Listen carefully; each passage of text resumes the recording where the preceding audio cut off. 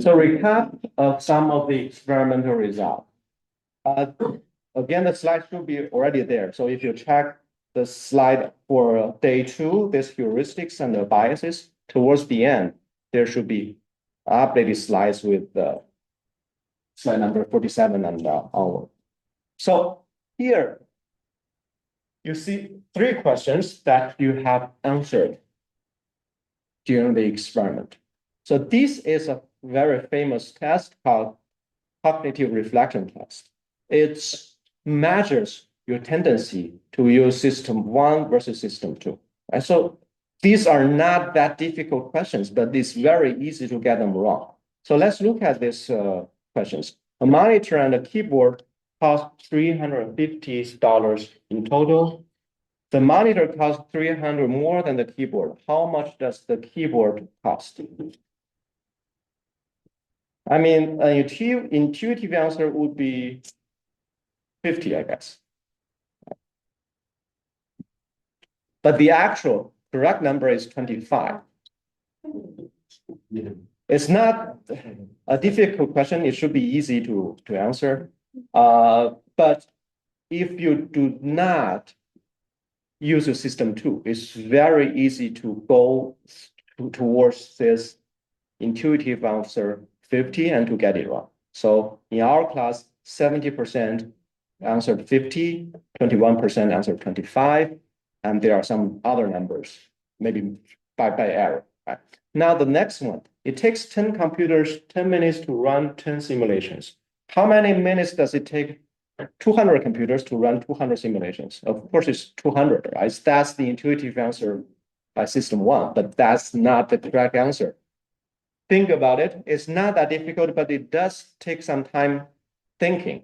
At least you need to realize that you have to think a bit in order to get the correct answer. So the intuitive answer is 200, but actually the correct number is 10. So in our class, 55% answered 200, 38% answered the correct one.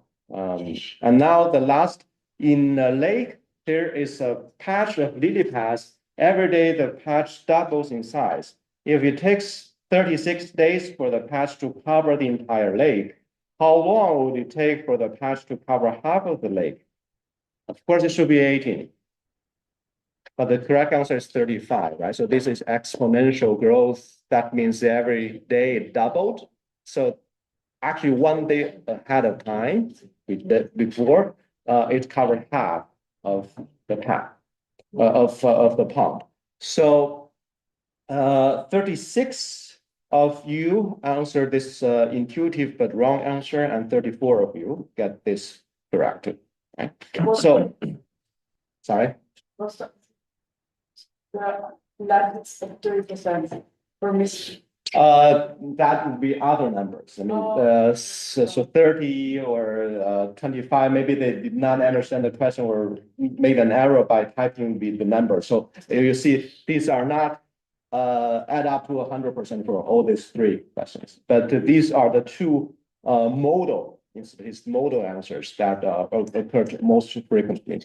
So what does this test tell us, right? So behavior economists and some of the cognitive psychologists use this cognitive reflection test to measure people's tendency to use system 1 versus system 2. I mean, if you get all these questions wrong, I mean, that means you are more likely to use your system 1 and do not get suspicious about this question. I mean, of course, the answers to this question actually varies a lot across countries, in Asian countries, and especially in China. The most students actually get all 3 questions correctly. Well, because in China, we are trained to get all kinds of tricky questions, right? So when we look at math questions, we become suspicious. So we know that we have to use system 2. Like when this question is asked in France, in one university of my colleagues, so almost none of the students get it wrong. Well, I get it correct. You know that French people are good at mathematics, but sometimes they are lazy in calculation, right? So in that case, if you just got lazy, then you just give the intuitive answer. So this is just a measure of the reliance or tendency to use system one versus system two. I mean, there was one student asking, well, I'm just the one that who like to use system one. Does that mean I'm bad or I'm lazy? Well, it does not necessarily mean that if you are stupid or you are lazy when you have this over reliance on system one. Well, because it's actually very tiring to constantly using system two. We have a term, as we mentioned, paranoid, if you always use your system two, right? So there was a case mentioned in the book, Talk to Strangers by Malcolm Gladwell. So there was a guy who worked in the American agency. I mean, he's suspicious about everyone. And that's caused really big concern among his colleagues. And he cannot function in everyday life. I mean, he was correct in finding some spies in the government agency, but most of the time he was just being paranoid, right? So we probably do not want to be that type of guy to always be suspicious, right? Here is just a general tendency when you look at the math questions, how likely you are using system one versus system two, right? It's just something interesting for you to know. Now, so you also answer the question that express your attitudes towards two people, Alan and Ben. Alan is described as intelligent, industrious, impulsive, critical, stubborn, and envious. Well, Ben is described as envious, stubborn, critical, impulsive, industrial, and intelligent. And so here is the average rating, average impression among you. So all of you express your attitude towards these two people, all right? And definitely you will see Alan is more popular among you guys. You like Alan more. But if you look at the description, they are actually exactly the same. You see that it's just in the reverse order. We flip the order and ask you to express your attitudes towards these two people. So what does this tell us? I mean, this can be considered as some kind of the influence of first impression. I mean, it's not exactly the same as the anchoring effect, but it's the first piece of information is quite important and telling us the importance of first impression. So when you have a first impression of Alan, intelligence industrials, which are good properties, the halo effect, or say this emotional consistency, will make you to consider Alan as a good person, people with a good quality. And then you see the word impulsive critical. I mean, an intelligent, an industrial person who's a bit impulsive, and that's good. That's meaning that he's creative, right?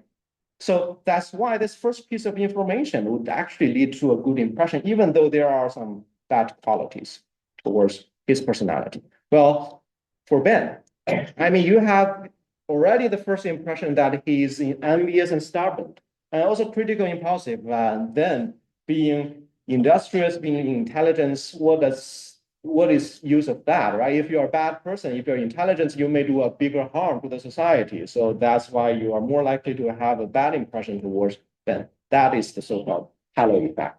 So halo effect, just a review, is a tendency for positive impression in one area to positively influence opinions and feelings in other area. So that tells us that first impressions are quite important. Yes. Is this the same as the anchoring effect? It's not exactly the same. Anchoring effect usually is refers to number, but they function under similar mechanism. All right.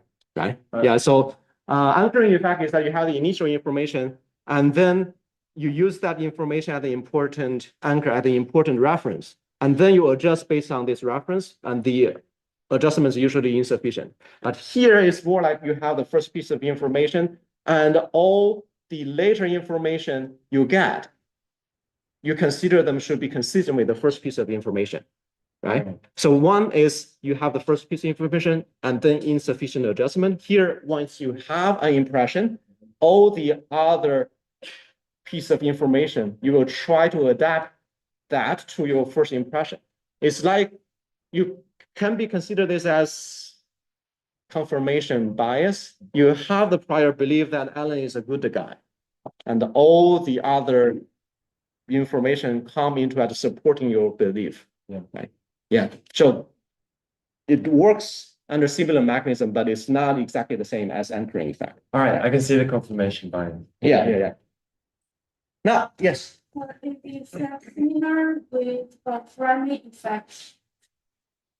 That's actually a quite good question. That's an observation I have never thought about it. If when you talk about it, it actually works it works consistently with the framing effect because you can see you want to describe the quality of Alan, you first frame the property or change our focus to the good quality, and then the later qualities comes later. Then the later bad qualities could be considered not that harmful compared to the first impression. So it's consistent with framing effect, right? So that's a good observation, but I would not call it framing effect because framing effect is that you just focus the targets or the recipient's attention on one piece of information. Here is just the order of information. Does it make sense? Yeah, it's consistent. If you only show one piece of information, you say that Alan is intelligent, industrious, and try to hide the other properties. For Ben, you show that he is envious and stubborn without showing the other properties, good properties. That's framing. Right. But here it's just first impression and also confirmation bias. Yeah. Now, I think I wanted to show this as an animation, but it doesn't hurt if you already see the result. So here you answered your estimation of the price for this pair of shoes. And I give you two different anchors. So I randomly divided you into two groups. So half of you see the anchor 100, the other half saw the anchor 6,000 Danish kroner. So half of you answered the question, do you think the shoes cost more or less than 100 kroner? And you probably realize this is definitely more than 100 kroner. You don't think that 100 kroner is a good description of the price. But once this information is there, it actually has a great influence on your estimation of this pair of shoes, right? So let's look at this comparison. If you first answer this question, do you think the shoes cost more or less than 100? I think all of you answered this, it should cost more than 100 kroner, right? But you know that it's more than that, more than 100, but you have insufficient adjustment. And the average price indicated by you is like 380 something. While in comparison, if you first ask whether this pair of shoes is more or less than 6,000, most of you answer that it should not cost more than 6,000. It should cost less than 6,000. But this piece of information has a great influence on your final estimate of the actual price, which is more than 1,000. You see here, less than 400 to more than 1,000. It's just influenced by this random number I assigned to you. Right? So that's an indication of anchoring effect. Now, this shirt is a similar example. Do you think the price of the shirt is within 80 to 100 kroner or 5,400 to 6,000 Danish kroner? Similar anchoring, but here the anchoring is a range. The range can also serve as an anchor. And then after you answer this question, again, almost all of you answer the shirt would cost more than 100 and less than 5,400. But after asking this question, you see for half of you who see this lower anchor, the estimate for the price is less than 200. But for the other group who saw this big anchor, this large number as anchor, estimate the pair of shoes to be 800 Danish kroner. So that's an example of anchoring effect. So the anchoring effect is not just a theory, but even though you are smart, I mean, everyone is smart because of overconfident, right? You think you're smart. We are still subject to this anchoring effect. Now, towards the end, I mean, usually when we run experiment as economists, I'm an economist. I run experiment, I ask the participant to answer questions to make decisions. Usually, most of the time, the information I reveal to the participant, the information I give to you, is truthful. There's no deception for an economic experiment. But in our experiment, I did have one deception that I did not tell you the truth is at the last page, before the last page, I said I'm analyzing your answers to have some description and understanding of your personality. And then you have a piece of description based on your answer. That was not true because I gave exactly the same description of your personality for all of you. So this is what you have read. I would not go through this long description, but this description leads to our discussion of the so-called Barnum effect or Fourier effect. So what is a Barnum effect? So Barnum effect is based on Barnum statement. It's like a general characterizations attributed to an individual perceived to be true, even though the statements are generalization that could apply to almost anyone. It's just vague, meaningless description that could apply to anyone that can be considered as a Barnum statement. It's just vague and general enough to apply to most people. Is actually an example of confirmation bias, right? So if you think if you have a prior belief that this is a good description, then you will be able to find some examples of your past experience to confirm this description. And here, this statement was actually given to the participant in an experiment. And the students, the psychology students, actually, most of them found this as, even though it's made up, and sent to everyone, but almost all of them think is a good description of their personality. So the students in the experiment that I mentioned received an identical sketch assembled by Fourier, is the last name of the psychologist who conducted this experiment, from a newsstand astrology book. Right? So this is actually a proof that astrology and is not scientific. Maybe there's some truth in it, right? So you will find some psychological comfort from reading astrology, but there's no scientific evidence showing that astrology actually works to predict your future or describing your personality. And so Fourier just gathered some of the general statement from this astrology book and try to write this sketch and send it out to every participant. Each participant received exactly the same description. And student rate its accuracy as 4.3 on a scale of 5. Okay? Even though you can say it's just made up. And in our class, it was rated 6.22 on a scale of 10. Okay, so I guess you are more intelligent compared to the students participant in the previous experiment, but still, I mean, if it's randomly rated, the average rating should be around 5, right? So some of you would think it's good, the other half would think it's bad. But here we do see that it's significantly higher than average rating.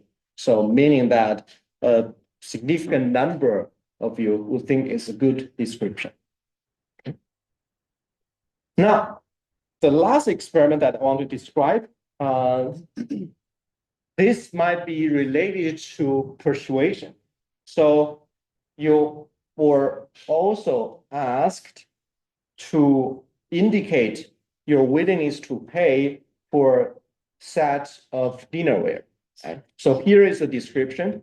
You are shopping for a dinnerware set, and there is a clearance sale in a local store where dinnerware regularly runs between 500 Danish kroner and 10,000 Danish kroner per set when it is not on sale.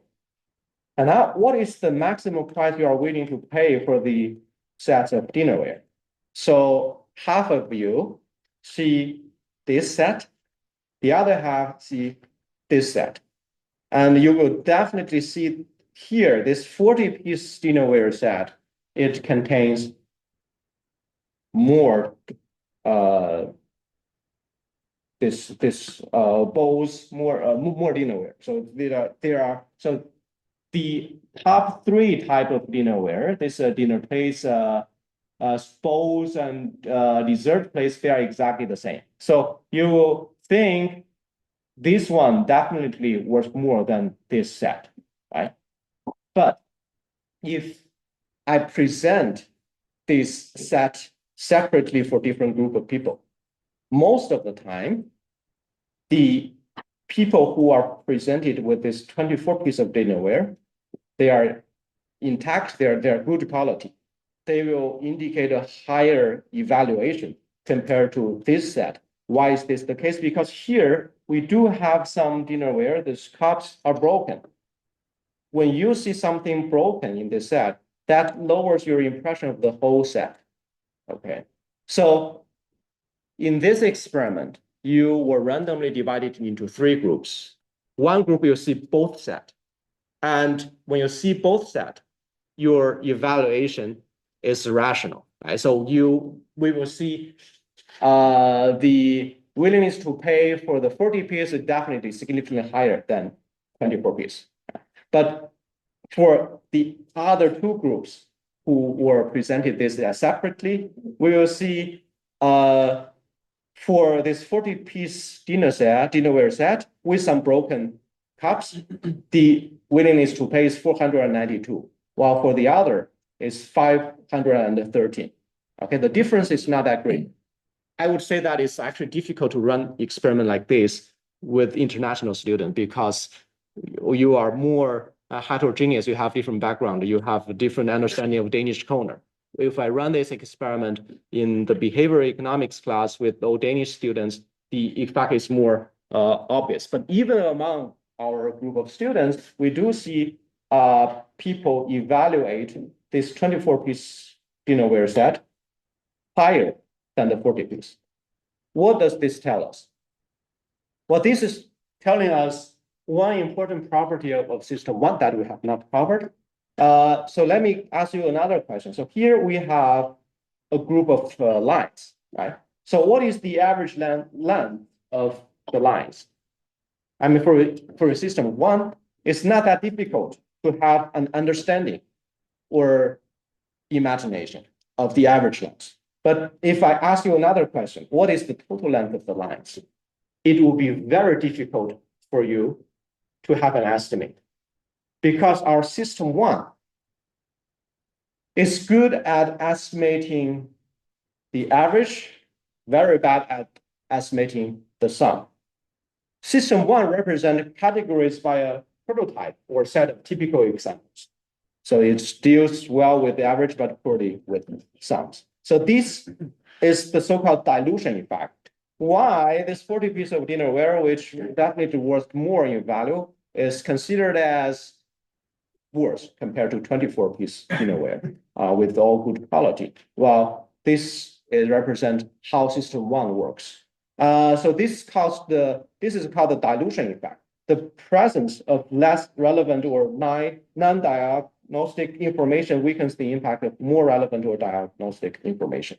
Right? So here, when you present a group of products, try not putting something with bad quality with something with good quality, because that lowers people's general impression towards it.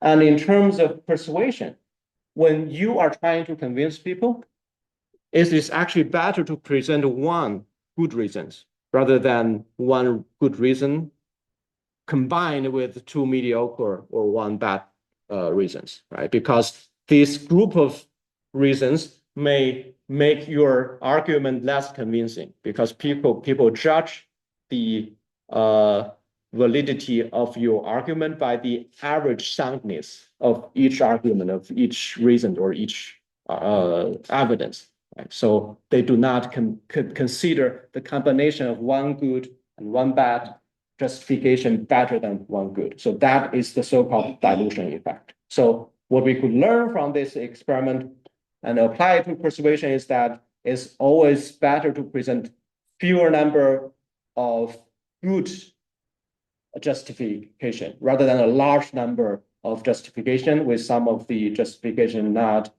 sound towards the target. Okay? So that's the experiment. And we also asked two questions. Whether you think positive thinking would have a great influence on your success, right? 100% of you says yes. So here, I will discuss what you need to know about positive thinking. So instead of giving you the answers directly, let us go through one experiment. So in this experiment, students were randomly divided into 3 groups before the exam.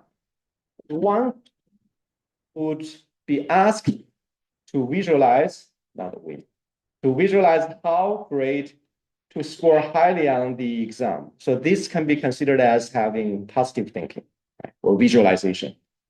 And the group B, they visualize when, where, and how to study for the exam. And the third group, they do not visualize anything related to the exam. Now, based on your understanding of positive thinking, try to rank the average performance of these 3 groups. Which group do you think would perform best? Yes. I think group B, Group B. because like in my opinion, group C will not have high expectations of themselves. Maybe they will not rise so far. And also group A, I think they will be overconfident, like we discussed. So they may just disregard some stuff and not perform as well. Okay. Any other input? Yes. I think B would be better, simply because when we visualize something like that's the plan, and it's not the end, but it's like how to get to the end goal. So I think it's more easier to bring to like practice once you see where you're going. It's easy to get there. Yeah. And any other thing to add by other students? Yes. I think in the group A, you should not underestimate the power of being in the right headspace in the situation where you have to perform, even in contrast to being excessively well versus just normally well prepared. Okay. Anyone else? Yes. Actually, so I will. Do you want to say it? No, you can say it. Okay. Certainly original. So I'm going to use my answer. To be fair, this is a combination of both of our answers. Yeah, I gave you credit.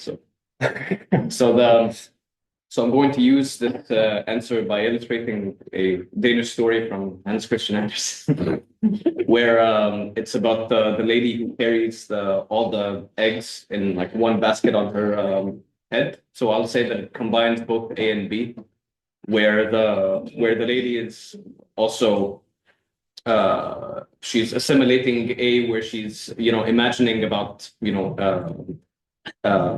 the amount of money that she'd make if she were to get the goat that she has to milk it so she can get the cheese, so she can get the money that she wants to, I think, do her hair and all that. And so she's kind of assimilating A, but at the same time she's assimilating in that she's imagining how great she'd be when she'd make the money, but then she's also exhibiting B, which is she's visualizing and strategizing how she would do that. Yeah. So I think it's interesting that it combines both. Okay. And related to Danish culture as well. Yeah.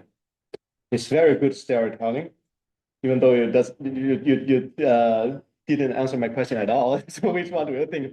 But it's a very good storytelling. I see that it's actually sometimes storytelling, even though it's not answering question, people are interested in that part. But thanks for the input. But do either of you want to have a prediction of this result of the experiment? So maybe Ben, you want to add or make some prediction. I think the moral of the whole story is that at the end, the woman, she waves her hair, all the eggs that her whole plan out with, they fall onto the ground. Mhm. And the mistake she made was she visualized how nice her hair would look when she was rich, basically. And that's how all the eggs that she would use to basically buy the chickens to be able to afford to buy a goat from which she would be, from which she would be able to afford to buy a cow.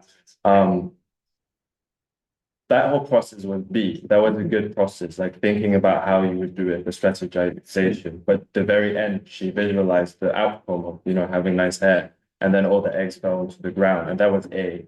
So I think she was well on her way until she started dreaming about the result. Okay.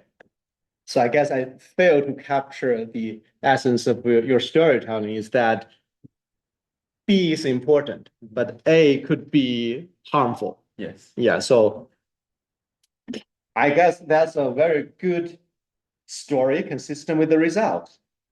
I mean, it's not easy to predict the results of an experiment because we have some common sense.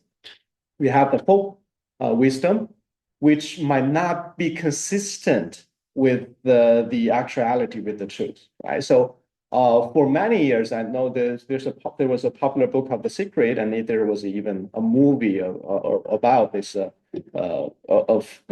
the book, and also talking about the importance of visualization, right? So I used to believe that positive thinking is very effective to help you to achieve your success, but if you look at the scientific evidence, positive thinking is good, but it also depends on what kinds of positive thinking. So this fairy tale by Hans Christian Andersen is actually a good illustration. For this experiment, it turns out that the student who visualized when, where, and how to study for the exam actually have the best performance. Well, if you have the good type, the right type of visualization, it would be helpful. And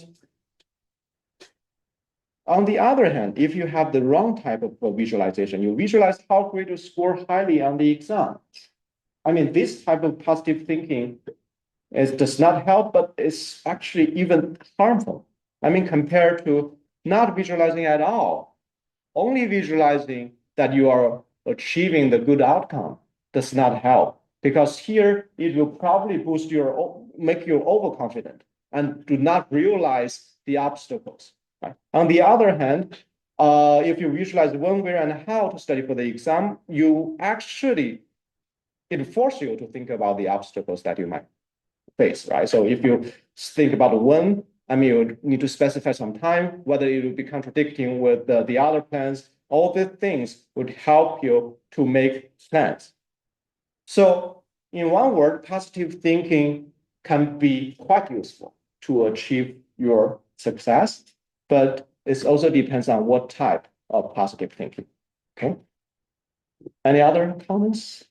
But it's very nice story. It relates to the Danish culture also.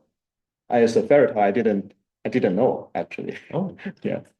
Anyway, let's take 10 minutes of break, and then we'll get back to continue our discussion. So we'll talk about the dating experience, right? So which kind of movie you should bring your date to in order to get the other person to be more interested in you. yes. So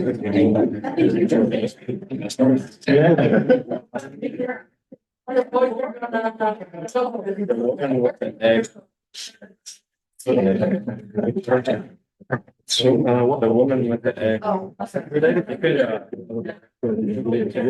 Yeah. Okay. So basically, I guess it's just to first read the syllabus. It shows what is the topic you should treat. Any topic you should give some suggestion. We don't have to talk about global warming, about the impact of AI, and introduce you to the field of study. Try to make it attractive, convincing you so that other people will agree with you. And so just try to apply the principles. About influence and persuasion. introduce some of the important principles for persuasive convey of the message. Although after tomorrow's lesson, you will be able to have all the gears, all the tools to finish the presentation. Yeah, I know you will not be here, so I will. Well, no, I'm indecisive. Yeah. 那个exercise team 的是 team， 那刚刚那个是有没有哪地方？ 也不是 team，就是 you will be assigned to No, but that's 另外一个 something that's big. Nice. 然后你对 one buyer one seller great then you will try you have different information and then you'll try to negotiate and try to negotiate. 我们那个是应该讲到是有一个比较没有不用来，就是这个就是你就是 submit 就是你要 upload 在那个就是每个 exercise， 这个比如说第一个不是 email 呢，然后email 呢是 negotiation， 也是有那个是现场的时候你是要 report 不用 report， 是 negotiation actually 不用 report，the only video is the presentation。所以明天所以 exercise 根本不用 report， 是现场全部那个4个都不用 report， 有一个是 email， 那个也不用 report， 其他都是 in person face to face。然后你可以讲说那个4个 exercise 是有分数的。其实不会给你分数，就是你要完成那个。我有分数，这个时候把那个 presentation 啊，也不会啊，就是那个就是你完成就会有分数，完成就有 credit。会讲说，但比如我们那个包什么给多少分，没有的。那个会有就是 peer evaluation。Other people will watch your video and give you feedback, but it will not influence your final for the course. 然后那个你给我们看那个 sample question 哦，你讨论啊，它是会像我们管理的样子。对，我们可以看出来这个，我们能够 assess。你说哪一个？就是直接讨论这些给我们这些exercise， 我们之后还能不能就是 go through final declaration， 能不能复习，然后还能够 assess 到。你说 slide selection note 是什么？对，就是这个是你之前可能做练习是吗？不一样。像这个吗？这个题，这个就是一个全部你应该从第一题到现在这个题目，现在能够看进去。可以放在那个。你可以现在看一下，应该是有 update。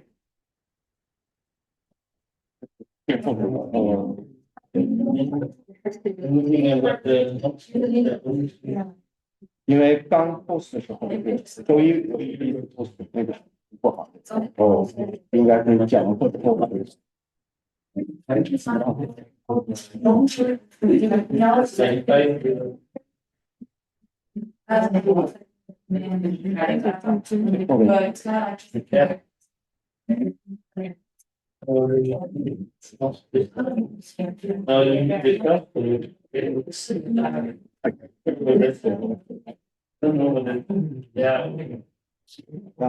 然后相应的 video 我也会到时候会 upload， 如果要是需要 review 那些 video 的话，所以 exercise 是明天开始，都是 email 是这样子，不是讲 email 是往 email 啊，是这样。你有什么 guideline 可以看哦？现在比较像，因为还没有相应的 role information， 就是其实就是你相当于你要去买一些东西，然后是用 email 来的。对，所以是 reply， 不是现场，明天。对，明天就是谢谢。Hey, And so I want to ask yesterday about opening up the submission tab for the first meeting. I had written it on time, but I hadn't submitted it.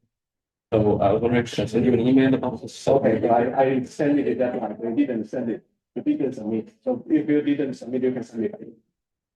So you mean send me the reflection set by email? Because I cannot answer like it's sent in, like I cannot answer on So did you try yesterday? I did. mean, I think it's between 10, so between 9 and 10. No, I checked after, like I asked you after we finished the bus, and it's still there. Okay, because I only exceed to 10. I guess you can, I guess you. Okay, so send you the reflection cells by email or send you the request to open and submit. Okay, thank you. Because it's it'll be, otherwise I'll, let me check whether there are. So, maybe I'll get back to you, I'll. Yeah, I was just talking about the exam group, making a group, or is it like you have to make a group, then inform you or something like that? The exam, Yeah, the final exam, then the final exam, there's no group, so it's just a multiple choice exam. individually. Yeah. Okay, but it says that you have, in the portfolio, you have to make a final group or something. Let me. You are mentioning, you're talking about the citadel, so.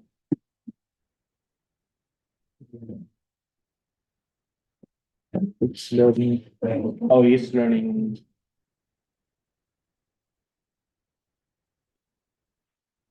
So,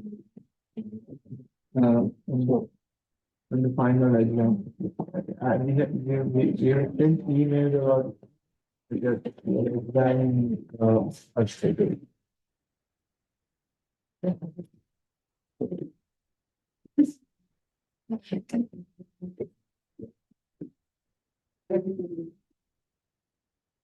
You said we were talking about reflection two. Reflection one, Reflection one. yes.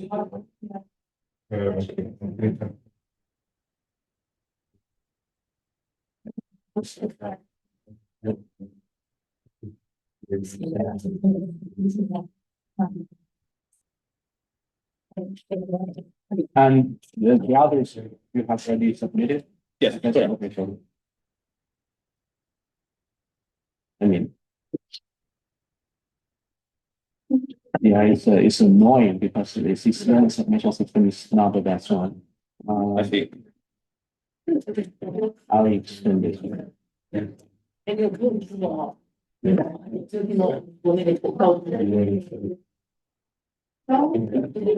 So now we could be able to have it towards the end of it. Okay, thank you.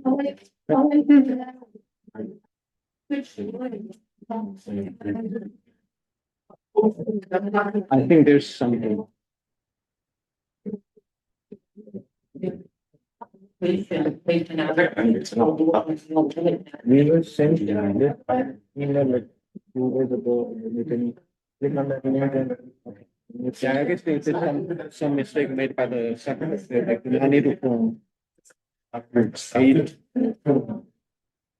Yeah, so there's no group form. So this one, the first one is the final exam, it's a 2 hour multiple choice exam. This one, you don't need to do anything. Is it in the cloud?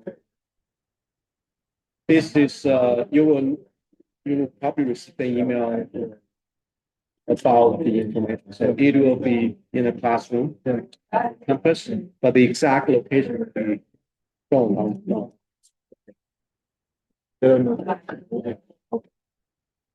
I have a question about something that I see there's a bit of. That's why I want to you had mentioned something about that most Chinese students are trained to use technique. So it's kind of recommend. It's something that's very informational. A lot of people. So now my other question, now the other part is that last time you also mentioned that, this is really excellent things like what you said about, for example, the cancer, develop cancer in relation to the. So you have some understanding of it. Yeah, I do.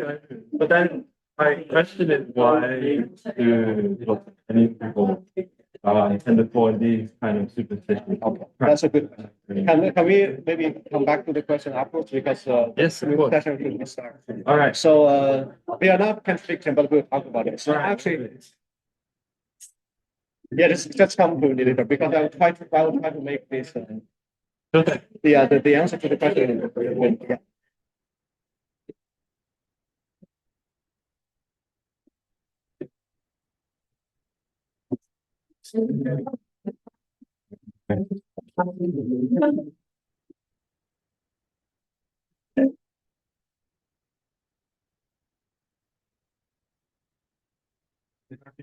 Oh.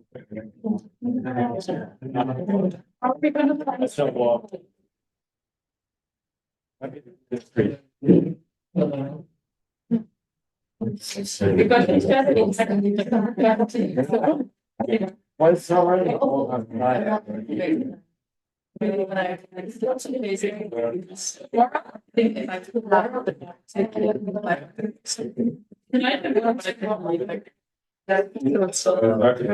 convenient.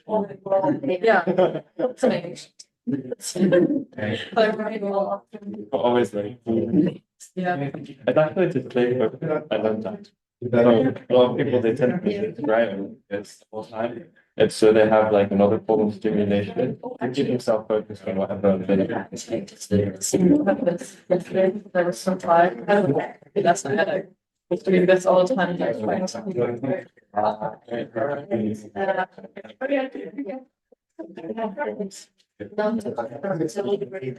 And yes, yeah, you do. That to keep you away. Yeah. But then just like another stimulation.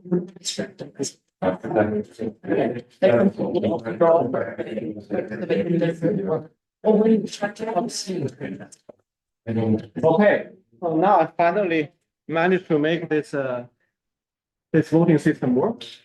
But I got this cut off a bit and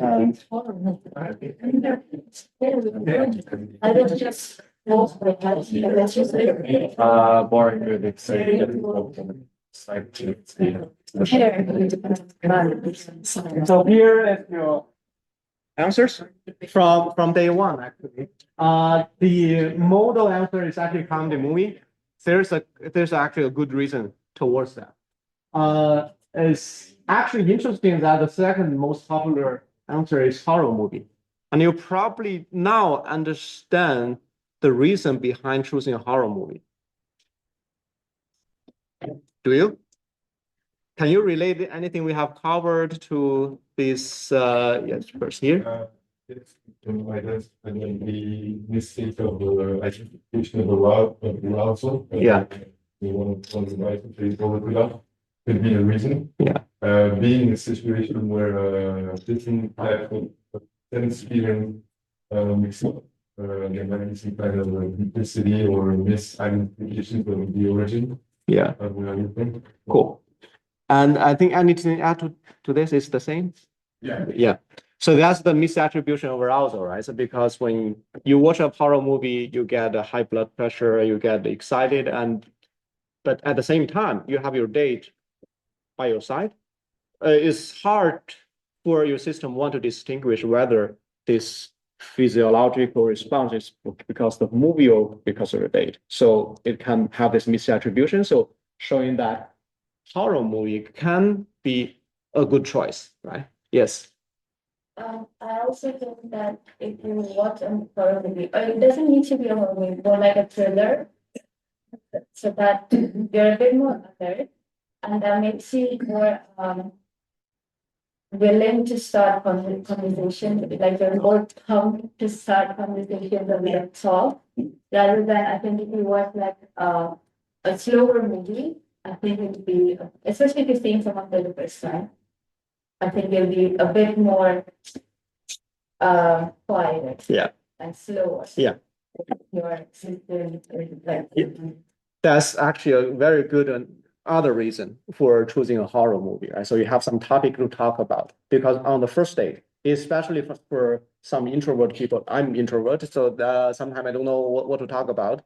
So having some movie to stimulate conversations, to stimulate topic, I mean, that's actually a good choice. I guess the question that remains is whether the experience itself will provoke a compliance in first the dates or an actual commitment. Maybe it's just a temporary mix of feelings that end up in the end. So I guess But we also know at the same time that first impression is important. When they have a great first impression, that's a good start. So they might just interpret the future evidence towards their prior beliefs. So not just watching a horror movie. Some psychologists also suggest to have some roller coaster ride with your dates. And then, I mean, in that situation, it's also likely that you have some physical contact, right? Holding hands because you said just maybe doing it with without showing that you are intentional, and that could also stimulate this connection between you two. So that's your answer. So let's have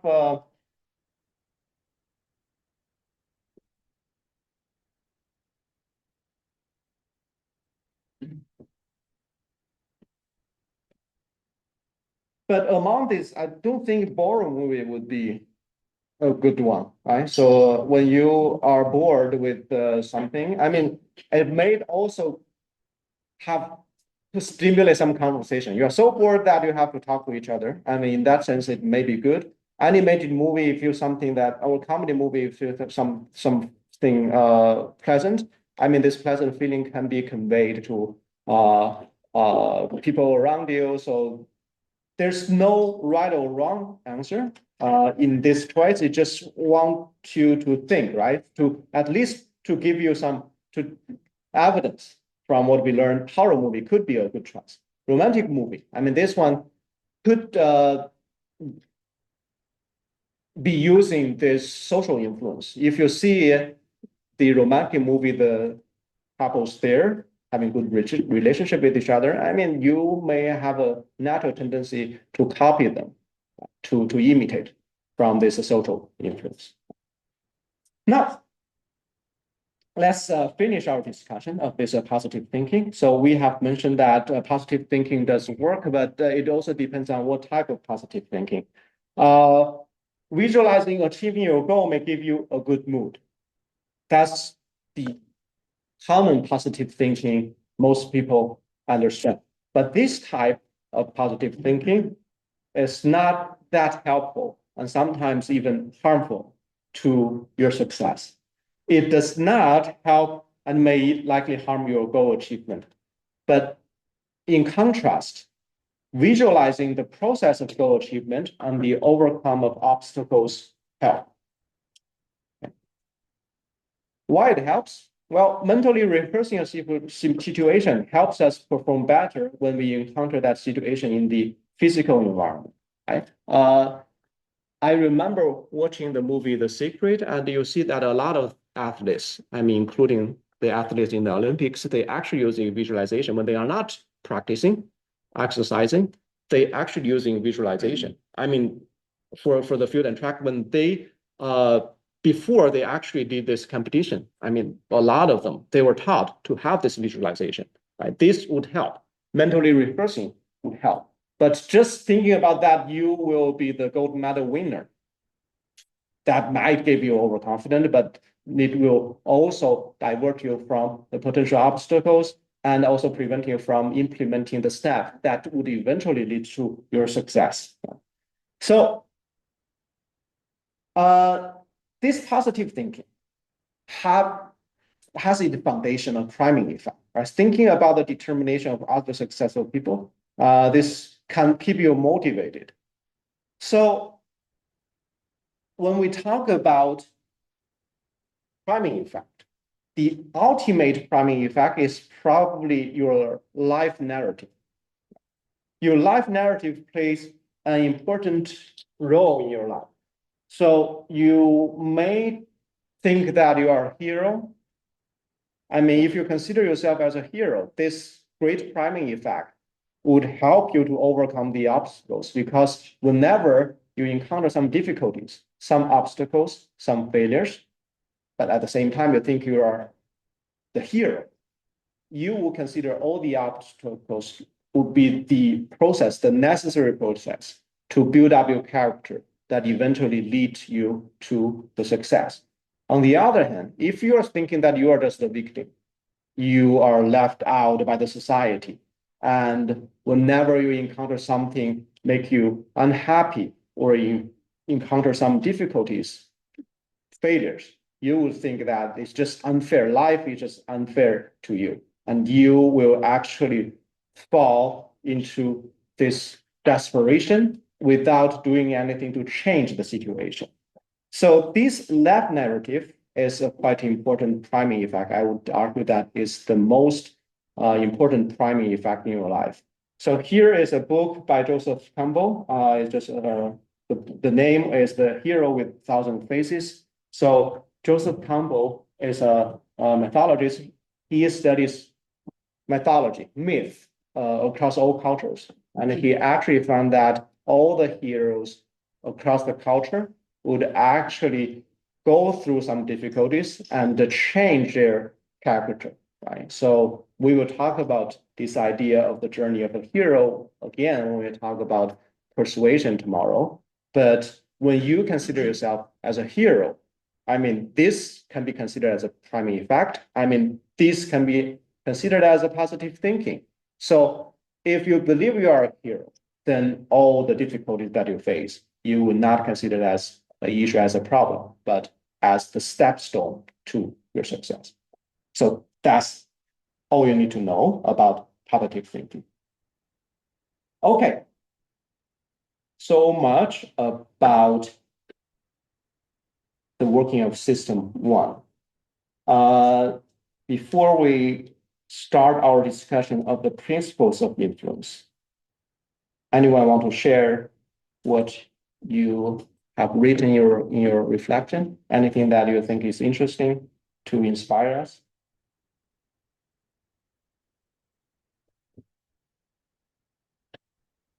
Okay, the same response. A lot of you are just avoiding eye contact. Yes, yourself. A reflection from yesterday, obviously. So I thought an interesting concept was the fundamental attribution error. I thought it was very interesting that people can take a specific perspective on someone or can judge someone based off of a situation that happened. So to illustrate an example, in a work environment where, let's say, we perceive that another colleague was late for a submission or a deadline. So there's a part of us that judges that they must be lazy, Yeah. or they must be incompetent, for example, while not taking into account like other situational factors, such as maybe they had a personal emergency or maybe they have too much of a workload. So it's that kind of judgment. And then maybe if we, confirm that bias to ourselves, maybe it's a sign that we need to work on our empathy and understanding for others, that this might not be the case. Yeah. And that's a good illustration. When we are late for submitting, we would think that, oh, we have all kinds of reasons, because we will not bother to know. You don't know the reasons behind their late submission, and you don't bother to know. You just think they are lazy. You just have your conclusion already. But when the same situation happens to you, I mean, you just think I will have all kinds of justified reasons. You know the reason leading to the late submission. So that's this different attribution. Right? You are more understanding to yourself, more likely to forgiving yourself compared to your attitude towards others. So Ben actually asked a question during the break. I mean, you could actually bring it up. I mean, you don't need to share your reflection, but any questions related to what we discussed, this is also a good time to share. Maybe you can share. Oh. Do you mind sharing with the class? Of course not. Let me rethink this again. I noticed some kind of inconsistent. I can reframe it maybe. I can reframe it, and if I get anything you want to add to my framing of your question, you can say it again. So Ben has this observation that we mentioned that in China, when they do this cognitive reflection test, the average score is close to 3 to get all those correctly. But we also learned from the previous class that Chinese culture is very superstitious. They fall into the trap of this misbelief. It seems like there's a contradiction, right? It seems that the Chinese students or the Chinese people, they are more likely to use system 2 according to the performance on cognitive reflection test. But at the same time, they fall into the trap of superstition, that indicating that their reliance on system 1. Is there any contradiction by observing this? Is that a good description, or do Yes. you want to add to that? Anyone think there's a contradiction or comments on this observation? I mean, there's a long answer to that. And the first, yes, go ahead, Kristen.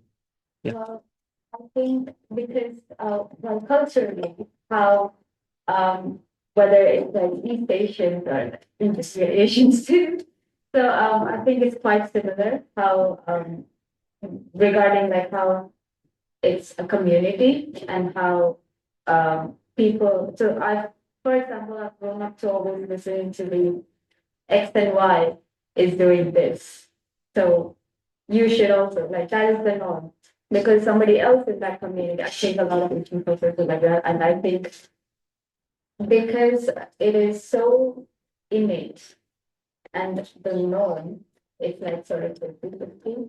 Like you can't always be functioning on system 2 or system 1. Like, I forgot which is which. But like you can't always be alert. Like you can't always be on top because it is exhausting. So I think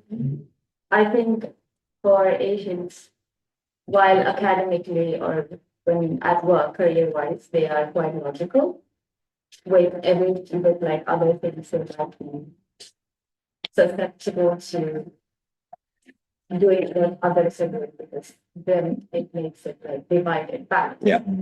So you learn when to use system 1 and when to use system 2. Not necessarily that you learn to use system 2 just more than. No, I think it's the more, how do I put it? Not learn, but more you're used to it. And even the fact that you're a lot more like not you, but like we are a lot more alert in our career or in our when it comes to being academically top. I think that again is part of the norm. It's again part of what we were taught to be, right? So it's again not just like it's again cultural. That's why it's Asian, the whole Asian personality. That's the thing that comes up with like it's not just that we are smart, we're primed to be smart. Like how that they conducted that test that where the teacher was told, or the students, I think, they were told that the bloomers are normal student test. Right? Yes, self-fulfilling prophecy. So again, just the fact that that certain cultures, I would say, would use more of system 1, which is the other one. Of system 2. So System 2. yeah. Use more of the system 2 is simply because they are trying to. It's more, I think it's a paradox. It's a paradox. Well, yeah, it's a complicated question. I mean, in order to fully answer your question, I could spend a whole hour doing that. Well, first, in general, we gave the example of Chinese culture and how the Chinese people are superstitious. But I can tell you that people from most culture, I mean, I think I should say that people from all cultures are superstitious. I mean, you guys, we consider ourselves to be scientific, I mean, to be open-minded. There are also some beliefs can be considered as superstition, right? So it's just that we live in this culture that we are not even aware of something unusual. I mean, there are a lot of practice in your culture you think is normal. You only realize that it's not universal when you get into another culture. You probably have already experienced that, right? So this belief in some, I have a Chinese student, PhD student visiting Denmark, and he actually has the firm belief that the superstitions in China, they have some scientific proof. It's just that we cannot prove it, right? So can be considered as the ancient wisdom. So it's not demonstrating that you are more likely to use system 1 or system 2. So back to the answer of the cognitive reflection test. The reason why the Chinese student performed very well is because of their past experience. They were trained to be suspicious because the competition for the Chinese student to get into college is very high. And in order to have this college entrance exam, you cannot make questions that out of the textbooks. But to fall into the textbook, the exam writers write all kinds of tricky questions. The Chinese students were trained to consider all questions to be tricky in the exam. So they trained to be relying on system 2 when they try to answer the math questions.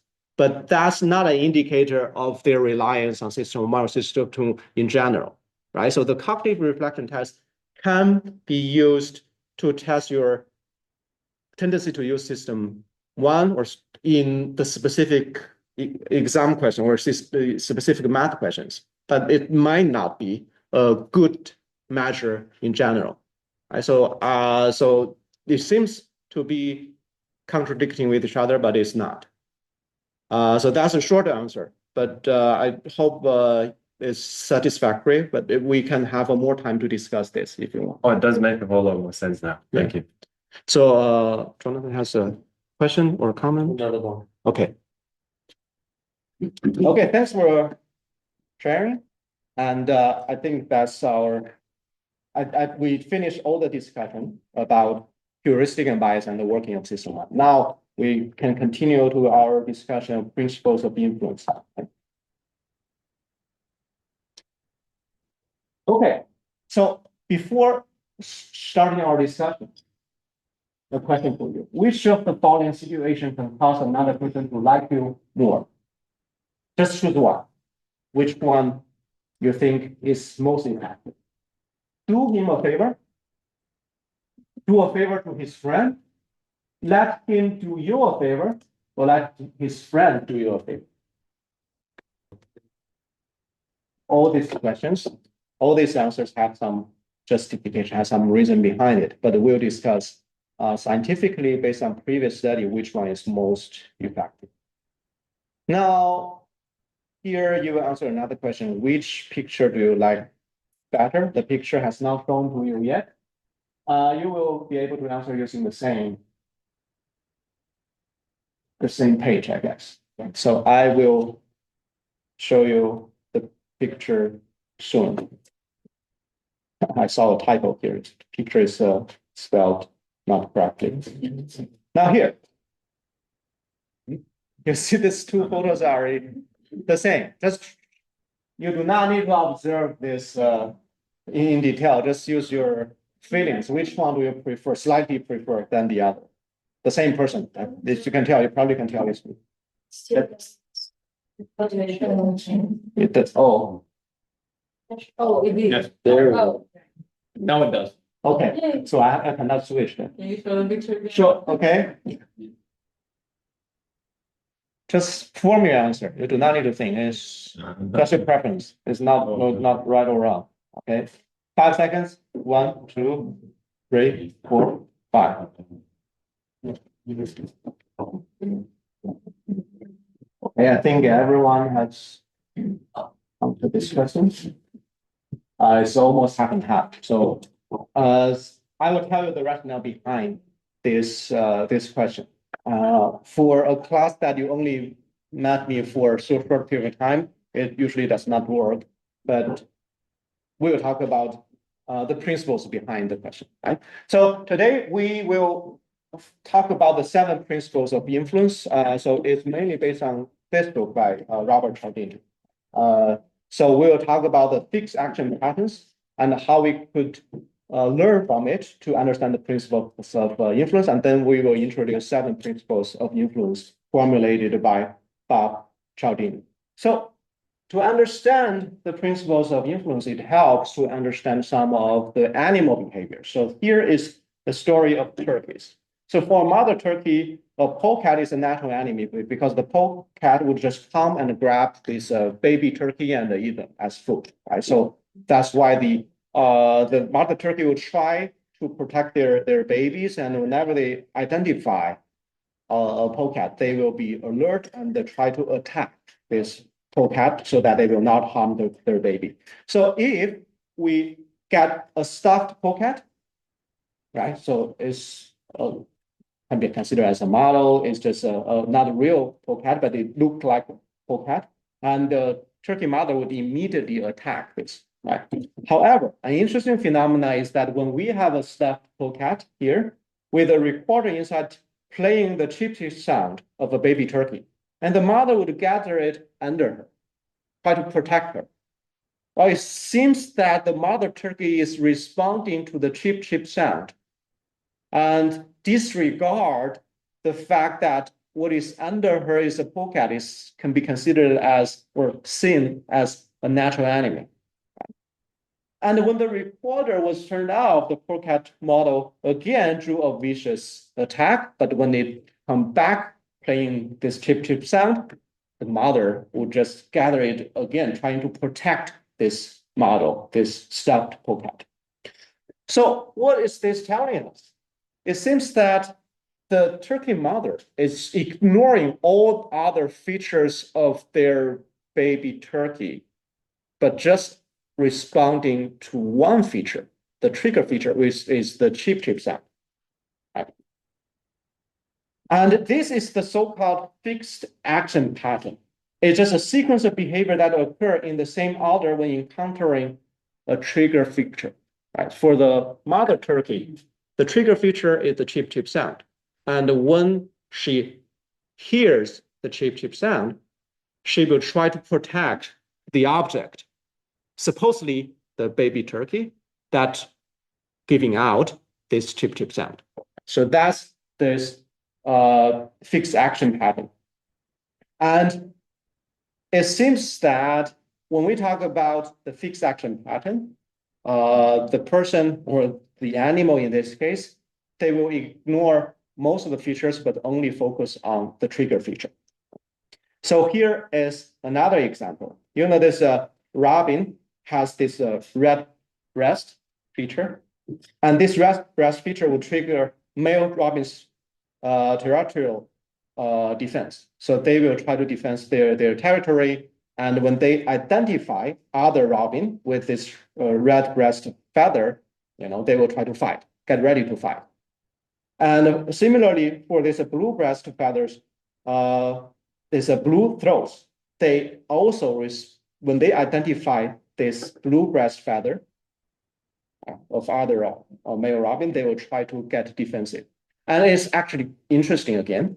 They ignore all the other features. They only focus on the color of the feather. So that means if you have some other red object, get near to these two kinds of bird, to the red robin, or get this blue color near this blue throats, they will start to get defensive and try to attack you, right? So they are just responding to the color while ignoring the other features.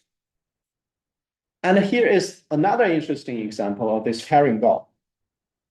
So herring gull chicks, they will peck at the red spot on their parents' bill to induce their parents to regurgitate the food. So you know this is this adult herring gull. So on their bill, they have a red spot. And if you are a baby and you need to be fed by your mother, and what you do is when you identify this red dot of your mother, you just peck on that spot so that the mother would respond by giving you some food. Well, again, here, it seems that the chicks are just responding through the red color. So here, if you have a model of the adult herring gull, right? So has this bill, has the red spot on the bill, while this is actually just a model with the head of herring gull without the body. the chicks would actually respond by pecking on this red spot. And more interestingly, it seems that it's not the red spot that is inducing the chicks to respond. If you have this so-called super normal stimulus, just a red stick with all kinds of red color, I mean, the chicks also trying to peck on that. And it's actually the pecking rate is much higher compared to just a model with this red spot. So here is the pecking rate of a natural head of the real mother. And if you have the standard model, I mean, the chicks actually respond slightly better compared to the natural head. And if you have this abuse only without a head, and the chicks are still responding. And what is amazing is that if you have this red stick, the pecking rate is actually much higher, right? It seems that the chicks are not responding to their mothers, but responding to the red color. So that's the fixed action patterns. So what we could learn from these fixed action patterns of the animals. I mean, for the animals, these fixed action patterns are efficient most of the time, right? So for the mother turkey, I mean, it's actually efficient to just responding to the chip sound because that's enough for them to identify their babies and to protect them. It's only when some malicious researchers and they have bad intention to manipulate them to get this artificial environment to get the other features to have this report, this polecat stuffed polecat with reporting, then they mess up the behavior of these animals. This only leads to mistakes in unexpected and unusual settings set up by researcher. And like animals, our system one also exhibit fixed action patterns. Certain triggers, like the features of the persuasion agent, the tactics used by the agent, the situational factors would make the target more likely to comply, make them to be influenced by the agent. Response to these triggers is usually justified. There's also justified reason because when you think the agency is competent, is caring, and that is more than likely they would be caring about the future. So it's good to listen to them, right? But these triggers can also be exploited. And understanding some of the trigger feature of persuasion of influence could make us more persuasive and at the same time avoid being manipulated by other people, right? So Robert Cialdini summarized these common features into 7 principles. To understand how this fixed action pattern works among humans, let's look at one example. So here it seems that one trigger feature would actually significantly increase the compliance rate. So when being provided a reason, people are more likely to do a favor. So here is an experiment conducted in a copy machine, right? You have a copy machine and people need to come here and make copies in the company. So now the experiment, I asked some Confederate to go there to ask whether they are able to jump the queue to make the copies first, because there are already someone making copies. So here are different ways of framing the question. I mean, if the Confederate asks, excuse me, I have 5 pages, may I use the Xerox machine, the copy machine? I mean, that's one way of asking. And another way of asking is that in addition to your request, you provide a reason. And it seems that based on the result, people actually respond to your reason. Okay, when you provide a reason, then people are more likely to comply to your request. So here is the compliance rate. If you just ask the question, make a request, 64% of the participant they comply to your request. But if you provide a reason, because I'm in a rush, then 94%, that's a significantly increase, right? A good lesson for you to learn. But what is more interesting is the following request. Excuse me, I have 5 pages. May I use the Xerox machine because I have to make some copies? It seems like this request provide a reason, but is that a real reason? I mean, the only reason you are using this copy machine is because you want to make some copies, right? So it does not explain anything. You just add a because there, seemingly a reason, but not providing any justification of your request. But it seems that according to the result, people respond to this reason, although it's not seems to be justified reason. So what can we learn from this? It seems that people are responding to the word because. When they hear a reason, whether they seems to be justified or not, reasonable or not, they are more likely to respond compared to the case that you just make a request without a reason. So this is one example of fixed action pattern. So you people more likely to respond to the word because, right? So that's one trigger feature. So Robert Cialdini summarizes all the common trigger feature and summarize those into 7 principles: social proof, consistency, reciprocation, authority, scarcity, liking, and unity. So we have slightly discussed some of this already, but here we have a more structured discussion of these 7 principles. So the first 3 principles, they have a great application, so we will elaborate on it. And the rest 4, I mean, we just mentioned them in passing to help you understand their meaning and their applications. If you want to know more, you can spend some time. It's a really great book. I encourage you to purchase book and read for more examples. So first one, social proofs.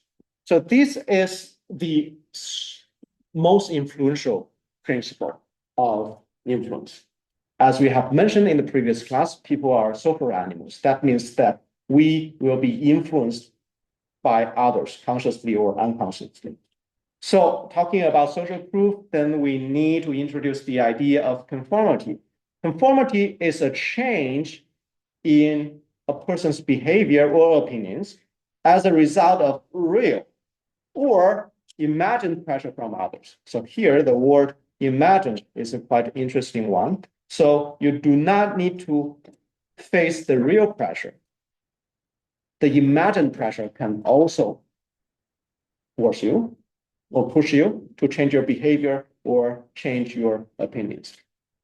So why do people conform? Why do they exhibit conformity? There are 2 reasons. First, social acceptance. They want to be accepted by other members of the social group. And research has demonstrated that conformists who comply, who try to do the same thing to melt in with the other group members, they are liked more compared to the deviants, right? So if you exhibit the same behavior compared to other group members, you are more likely to be liked by your group member. So that's one important reason for us to conform with our group. We want to be accepted and liked by other group members. And another reason is social proof. Behavior is considered correct in a situation when others are performing it, right? So this is especially true when we in an environment with high level of uncertainty, we don't know what to do, then we just do what most people are doing, right? So this is telling us that social proof is most influential with uncertainty or ambiguity of the situation. You don't know what to do, then you cannot figure out what to do, so just try to copy what others are doing. Then they are actually more than likely to be correct.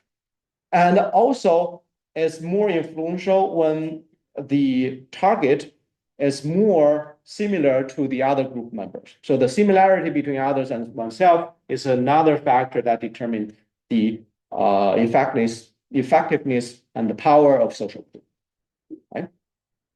So here, we'll see a quite interesting example of social proof, the elevator experiment.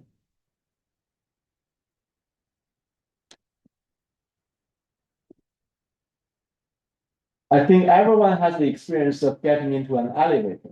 So, so that's the issue with the YouTube video. Let me try whether I could.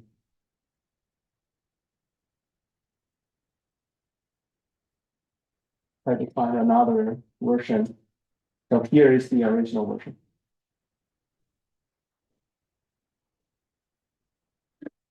He looks at his watch, but he's really making an excuse for turning just a little bit more to the watch.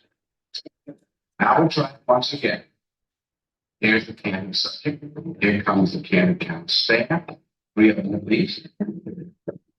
And this man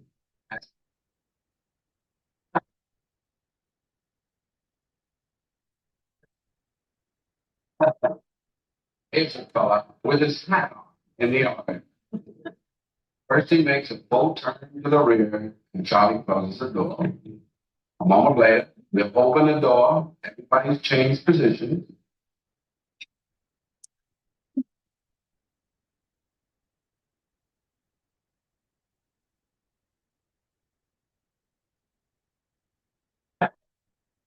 Let's see if we can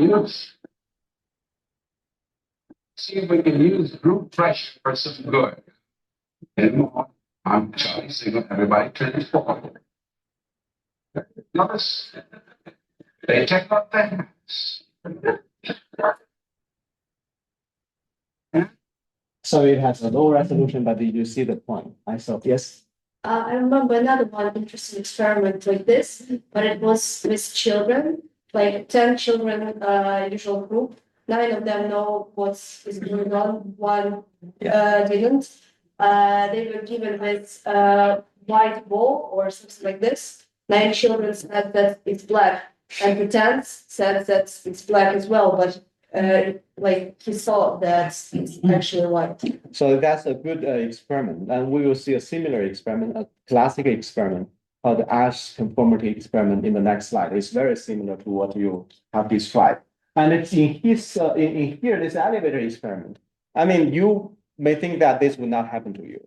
You may be stubborn. You will not yield to other people's behavior, but even if you are able to do that, I would bet in that situation, you feel very uncomfortable when your behavior are dramatically different from others. Right? So that's the power of conformity and social group.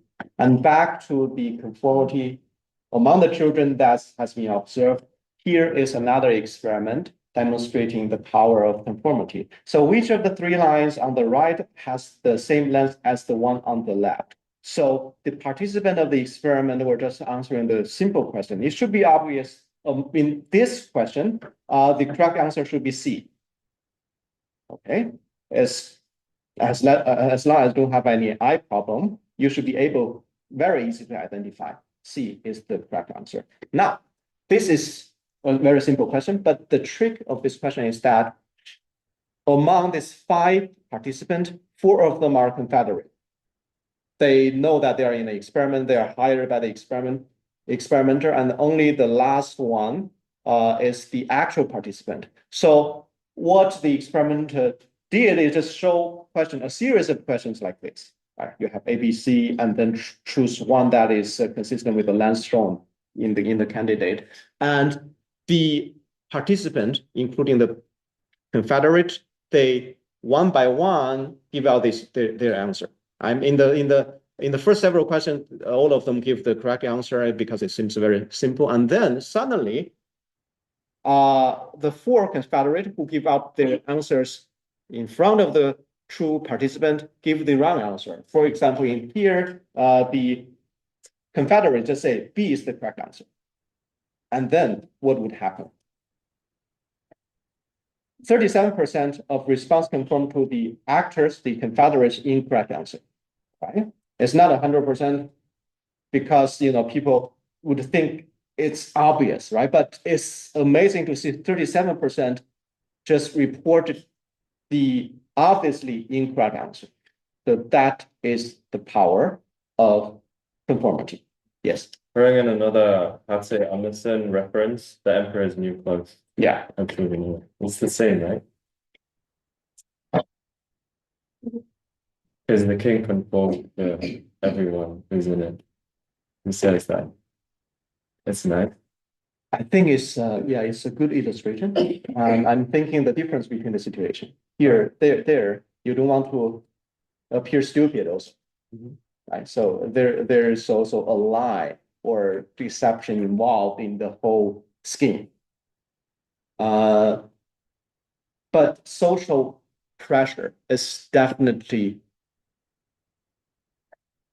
quite important force there, right? So that's why in uh, the dictator scheme is when everyone is silent about the cruelty of the government of the dictator, and then that's also at the same time is a signal of what is appropriate.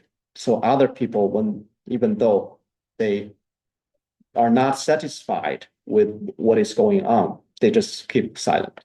And also, there might be a tipping point, like the small child, when they point out the truth, and then everybody started to talk about the truth. And then when people start to realize that, oh, a lot of other people think like me, I mean, that is the breakdown of the current situation. So yeah, this social pressure, conformity plays a quite important role in the emperor's new clothes, even though there's some deception, right? So you also don't want to appear stupid in that case. That's another factor. So there are a lot of examples of using social proof in marketing. So here you see that how many of the most popular movies of all have you seen? So when you say popular, then people are more likely to watch the Chris Farley movie. And the New York Times bestseller, right? So this is using conformity. But here, the bestseller is showing the popularity so that people are more likely to confirm, but it's also at the same time contain information. Usually people who are usually the book that is the most popular is actually more likely to be the good book.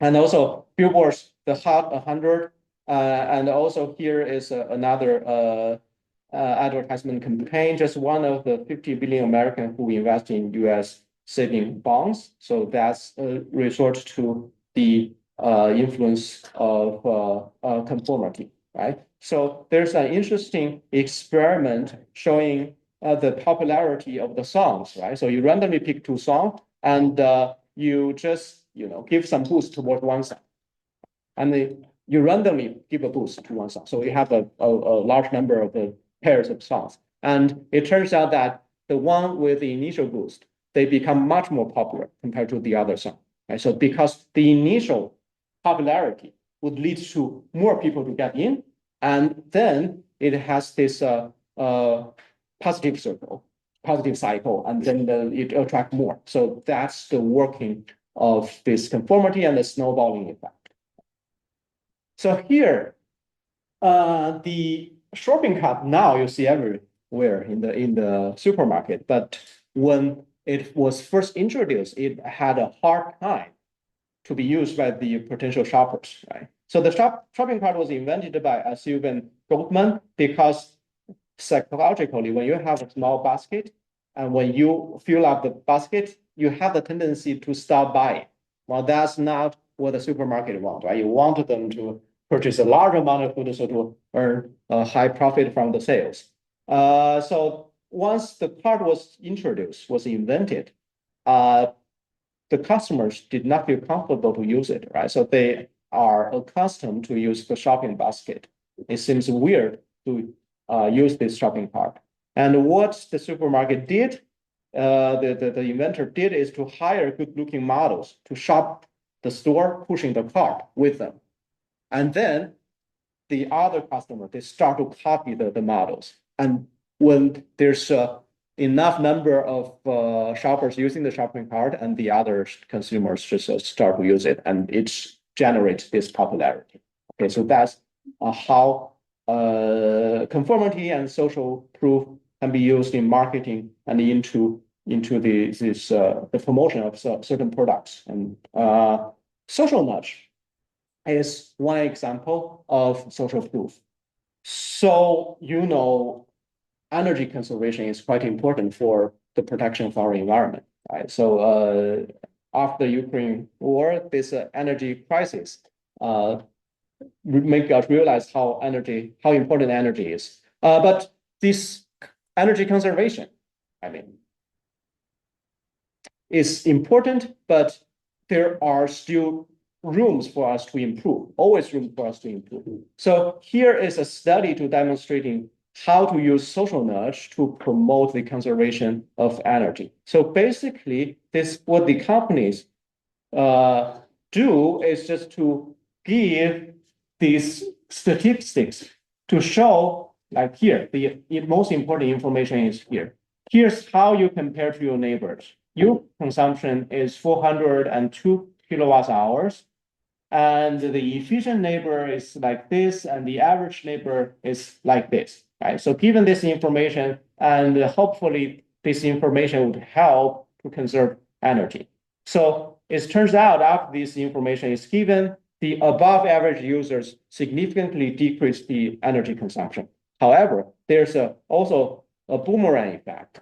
If you are using less energy than the average user, this below average user, they significantly increase their energy consumption. So here is actually the case. You have consumed only 402, but the average is 600. So that means you are doing too well compared to others. So you think, oh, I mean, the norm is to use more. So they actually significantly increase their consumption. So that's the power of social proof. And an interesting addition to this social nut is you could give this emoticon, right? So when you are doing better than your neighbors, you are given this smiling face, meaning that you are doing great. So after giving this emoticon, then we observe more savings by the above average users, and also the boomerang effect is gone. So now, I mean, your system wants constantly or unconsciously think that you should aim to get this smiling face. So that means you should conserve the energy consumption. Talking about social proof, we have to introduce this idea of social norm. Social norms refer to the shared expectation of acceptable behavior by groups. So there are two major types of social norm. One is called descriptive norm, what people commonly do, and injunctive norm, what people commonly approve or disapprove. Right? So one is what they actually do, one is in their opinion, in their mind, what is good or what is not. So norms are often exerting more influence on behavior compared to rules and laws, right? So that demonstrates the importance of social proof. If social proof, what is generally accepted, is in contradiction with rules and laws, and people would just go with the norm rather than going with the rules or laws. So here are some examples. So these pictures are not taken by me because I observed this phenomena when I was visiting Crete in Greece. So on the street, it says no parking sign. If you have a driver's license, you see this sign, it's no parking. But I saw it's packed with the cars, right? It's just contradicting with the formal rule, right? So in some countries, even there are formal rules and people are not following them. And it's very common. And also that makes the law enforcement very difficult because everyone is ignoring the rule, then it's very difficult for the law enforcement to actually punish the people. And here is another picture. This is taken by me. So I visited in China. You don't know Chinese characters, but here it says that this is a pedestrian street. It's a commercial area. And it says that no cars, no scooters, nor bikes. But when I was there, I saw all kinds of scooters and bikes inside. And I was also guilty because if without taking the shortcut, I would need to take another kilometer. So I have the electric scooters because I saw everyone's doing this, then I did the same thing. Even though the formal rule says you are not allowed to ride a bike or have this electric scooters. And here, I just had a vacation in China. So here in the lake, it says no feeding of the fish. But what you see here is that people are using bread to feed the fish, right? So it's also said here that if you want to feed the fish, you have to purchase this fish food from the front desk and use that. I purchased one bag because my daughter wanted to feed the fish. I did that. But once the bag of food is finished, she still want to feed. Then I need to purchase another bag, but I saw other people are also just using bread. So I just follow the descriptive norm instead of following the rules. So that shows the power of norms compared to rules or laws. And here's an interesting piece of news. Back in China, in the city of Wuhan, which was famous for coronavirus, but they have this driverless taxi called the robot taxi that just run throughout the city. I mean, in my economics class, I also use this example to show the influence of the technology, how that would imply for the employment and for the general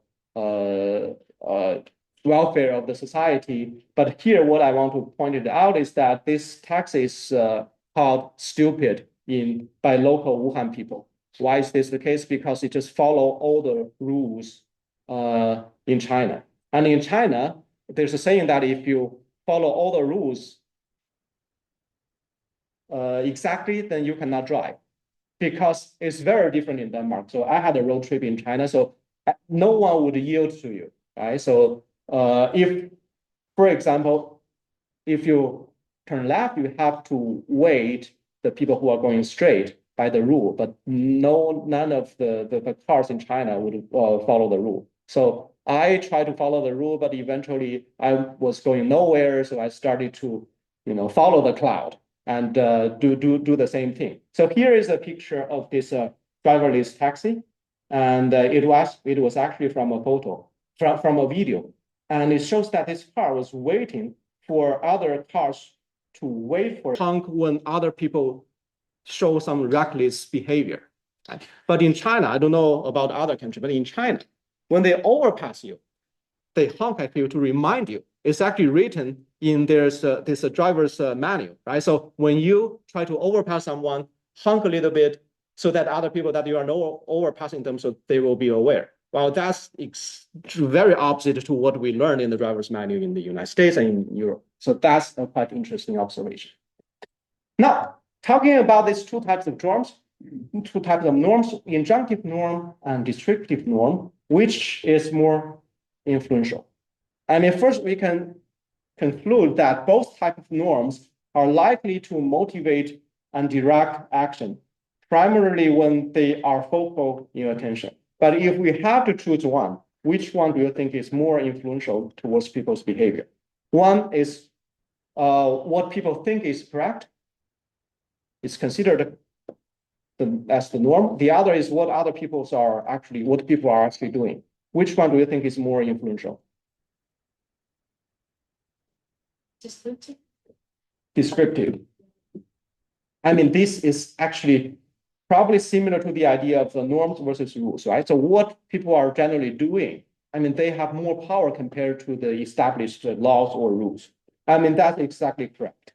Descriptive norms are particularly important because it's primitive, it requires limited cognitive work, it's powerful, and it's producing large effect, and it's a stealthy, reducing the potential for resistance because it goes mostly unrecognized. So you don't need to think what is correct, because automatically our system one will try to see what is being done in this environment, and you have the tendency to do the same thing, to copy what other people are doing. So it's very important then to be careful that not to pit the two kinds of norms against one another, especially try not to make this descriptive norm that is against injunctive norm focal, so that people will just follow the descriptive norm instead of what is correct. So here is an example of what I was trying to say. How to craft your persuasive message, right? So here is this Petrified Forest National Park in Arizona. So basically you have a forest millions of years ago, after this change of environment, those trees become petrified. They feel like stone, but it's still in the shape of wood. And it's quite fascinating phenomenon. So here, when you visit the national park, some of the visitors, they try to get some of the petrified forest, petrified wood as souvenir. Right? So that imposes some harm towards the national park, and it's a damage to the environment. So in order to prevent this behavior, the park actually posts this message saying that your heritage is being vandalized every day by theft, losses of petrified wood of 14 tons a year, mostly a small piece at a time. Now, thinking about the functioning of norm, do you think this is a good message? Oh, I wouldn't say so because it said your heritage is being vandalized, which implies that it is the norm that it is being vandalized. So I might think, all right, now I can do it as well, unconsciously. Yeah, great. So that is exactly what was observed. So this was a study by Robert Cialdini. He actually had a sense that this message would not work. And he actually reported to the park that they need to change their message. But the park just ignored her message. He's suggesting that, who are you? I mean, we know what we are doing. We are the manager of the park. You are just some nerd in the university. Why are you telling us this? So in order to prove his point, he runs some experiment, right, in the park. So he actually posts different message and try to observe the number of stealing of this petrified wood. So here are two types of message. One is that similar to this so-called descriptive norm, many past visitors have removed the petrified wood from the park, changing the state of the petrified forest. And then it has a picture of three visitors stealing. And it seems emphasizing the fact that a large number of visitors are stealing this petrified wood. On the other hand, it just shows this injunctive norm. Please don't remove the petrified wood from the park, and picturing one visitor stealing. And here it emphasizes this injunctive norm, and also at the same time showing that stealing is not that prevalent compared to the first message. And now the number stealing for this two type of message, for the first one is 8% stealing. And the second one, which emphasizes this injunctive norm, is 1.5% of stealing.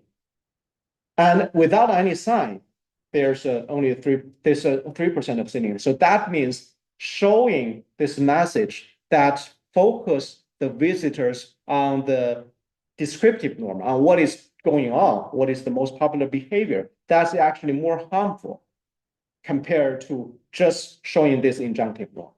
Right? And here is another example, this anti-drug commercials. The First Lady, Nancy Reagan, created this Just Say No anti-drug campaign in the 1980s and 1990s. It cost millions of dollars. But the researcher Bob Hornick found that this anti-drug ad seems to make teenagers more likely to smoke marijuana. Why is that the case? You already know the answer. This follows the previous justification. There's different norms, injunctive norm and descriptive norm. When they are pitched against each other, I mean, sometimes this descriptive norm might have a greater influence, right?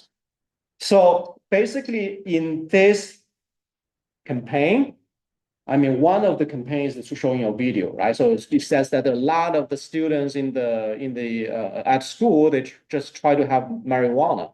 And then it shows there's one main character just say no, right? But what this video is picturing is that there are a large number of students who are using marijuana already. And what the students, when they watch this video, they focus on is, oh, I thought only a small number of students are doing this. Probably I should try.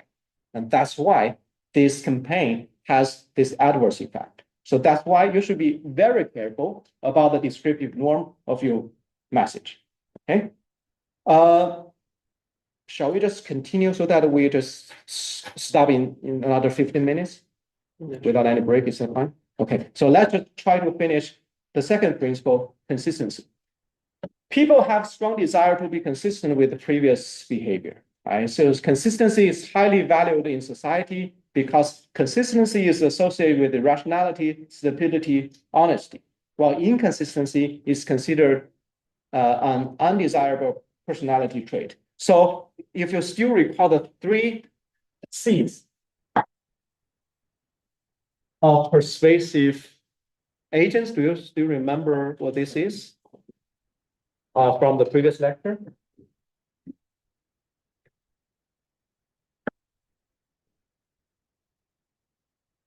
So competence, carry, and consistency. Consistency is actually one important trait for other people to consider you as trustworthy as uh,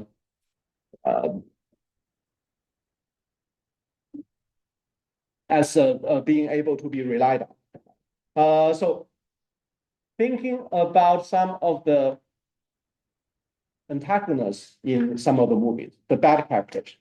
I mean, some of the bad characters will be considered as, will be liked by a lot of people. Why is that the case? Well, because they demonstrating some kind of consistency.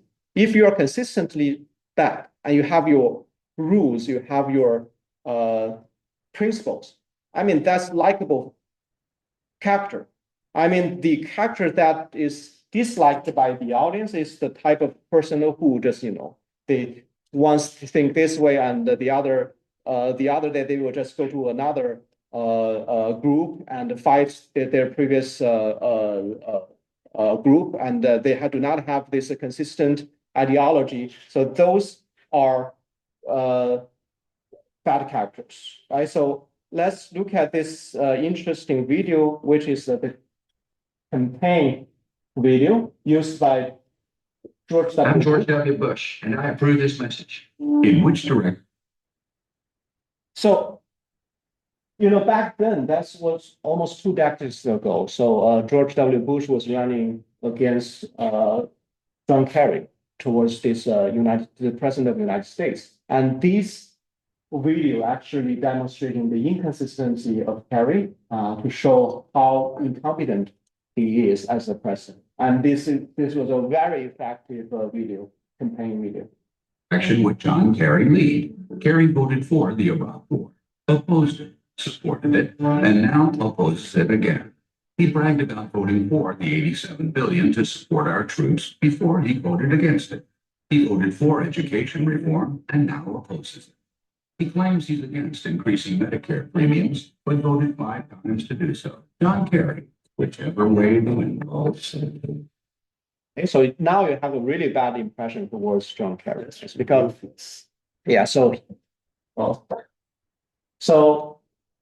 because consistency is associated with rationality, stability, and honesty. Without consistency, you will be considered as irrational, unstable. You don't know what to predict about you, right? So even though you are for me today, you are my friends, but if you are inconsistent, that means if there are some other factors occurring, you may be betraying me. So that's why we want to be consistent. We want to appear consistent towards other people.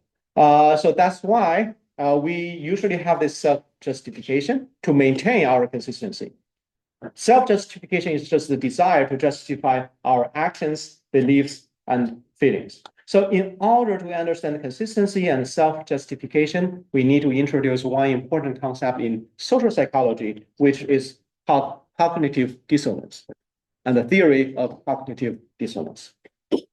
Cognitive dissonance is just a state of tension that occurs with 2 inconsistent cognitions, or a behavior is inconsistent with the pre-existing attitude. Okay, so when you have 2 different beliefs and they are contradicting with each other, you experience this discomfort from cognitive dissonance. Also, when your action, what you are doing, is contradicting with your beliefs, you also experience this cognitive dissonance, this discomfort. And for our good functioning, psychologically, we will always try to reduce our cognitive dissonance, try to eliminate them. And there are two ways people use to reduce cognitive dissonance. First, we will just focus on the case when your behavior is inconsistent with your attitude. The first, probably straightforward way is to change your behavior. You think smoking is bad, then you start smoking. Okay, seems very straightforward and should be the thing you do. But there is another important way of reducing cognitive dissonance is to change the pre-existing attitude. And actually, in a lot of cases, when your behavior is difficult to change, you are likely to change your attitude. And that's why a lot of the heavy smokers, they don't think smoking is that bad towards their health. Or at least they consider the benefit derived from smoking, like it keep me focused, make me more productive, and keep me happy, as more important compared to the adverse effect towards their health. Right? So these are the two ways of reducing cognitive dissonance. And it's actually quite interesting to observe that the second way is very widely used by people when their behaviors are difficult to change. So here is the case of smoking. How to reduce dissonance of smoking cigarettes? You could stop smoking, or you could cognitively minimize the danger or exaggerate its importance. You could think or tell yourself that medical science is imperfect, everyone smokes, I lead a shorter but more enjoyable life, even though I live shorter years. So Surgeon General's report alerted the public to the danger of smoking. And now let's look at the response. The non-smokers overwhelmingly believe the health report. When you see the report, you believe it. But 40% of the heavy smokers, they doubted the report. That's cognitive dissonance, because when your behavior is inconsistent with your belief, you try to change your belief, and you refuse to take in any more evidence that is against your belief. And also, among people who smoked between 1 and 2 packs a day, 60% consider themselves a moderate smoker. So these are the people who are aware of the harm. And the other 40% who are less aware of the harm, they consider themselves as heavy smokers. So when you are aware of the harm, you are more likely to say that you are not a heavy smoker. You don't smoke that much. But when you are less aware of the harm, then smoking, being heavy smoker is not that bad, then you have no question, no hesitation to consider yourself as heavy smoker. Another example of cognitive dissonance. People who tried but failed smoking cessation convinced themselves that smoking isn't as bad. And individuals who broke their resolution downplays its importance. And also, it's interesting to observe that the cigarette company executives, the CEOs, CTOs, they were smokers, and they argue that cigarettes are not harmful or addictive. So in order to maintain the cognitive consonance, so they are selling something that is harmful to the society, they will downplay the harm of smoking, and they themselves are very likely to be smoker. Now, answering one of the questions that we have seen at the start of today's lecture, we will introduce this Benjamin Franklin effect, which is falling into the principle of consistency. So how to get people like you? So Benjamin Franklin has a political enemy. So he was once disturbed by the animosity of a fellow legislator. He set out to win him by inducing his opponent to do him a favor. All right? You actually have this intuition that asking others to do you a favor might get people to like you. And this actually works better than doing someone else a favor. And let's see the case of Benjamin Franklin. So he asked his political enemy, to lend him a rare book that he was eager to read. And Franklin returned the book promptly with a warm thank you letter. Well, this works miraculously. When the next time, as Benjamin Franklin mentioned, when we next meet in the house, he spoke to me, which he had never done before, and with great civility. And he after manifested a readiness to serve me on all occasions, so that we became great friends, and our friendship continued to his best. He that has once done you a kindness will be more ready to do you another than he whom you yourself have obliged. Right? So this, at least claimed by Benjamin Franklin, is more effective to ask someone to do you a favor compared to do someone else a favor in order for that person to like you more. So why this Benjamin Franklin effect works?